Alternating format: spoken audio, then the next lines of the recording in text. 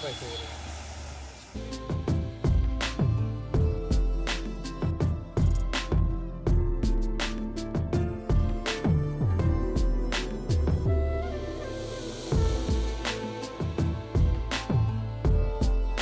আমরা চলে এলাম টাকি মালদ্বীপ রিসোর্টে। এটা হচ্ছে রিসোর্টের এন্ট্রি গেট।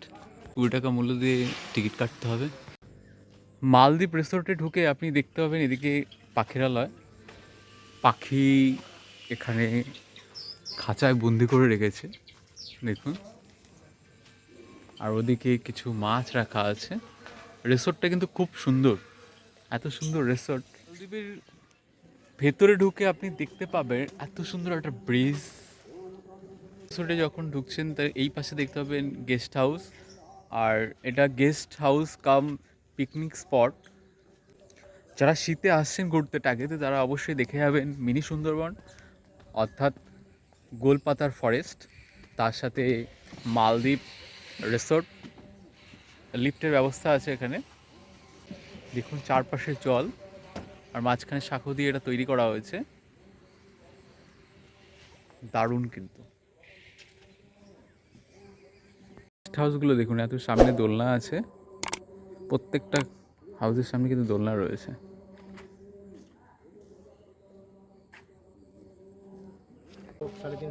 এই দেখুন পাবদা মাছ, পাবদা মাছগুলো দেখুন, এত বড় বড় পাবদা মাছ।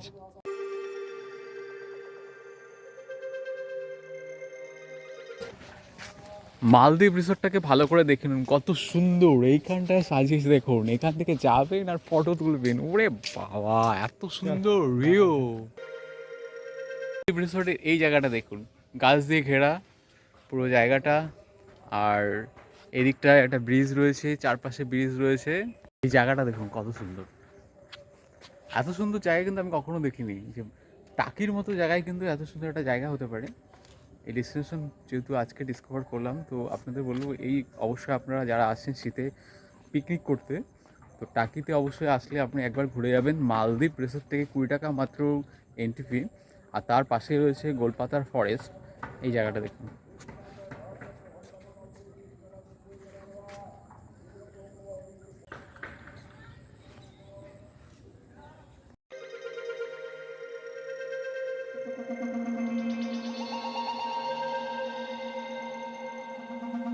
মালদ্বীপের রিসোর্টে আপনি যদি এয়ার সাইক্লিং করেন 30 টাকা, যদি জিপ লাইনে যান 30 টাকা, আর যদি সাসপেন্স ব্রিজে চড়েন তাহলে 30 টাকা।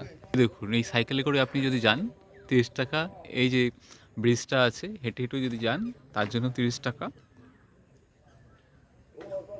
আর এইদিকে লিফট আছে, একেবারে এগুলো ট্রাভেল করতে পারেন। এছাড়া স্পিড বোট রয়েছে, ওখানে স্পিড বোটেও ট্রাভেল করতে পারেন বা ঘুরতে পারেন।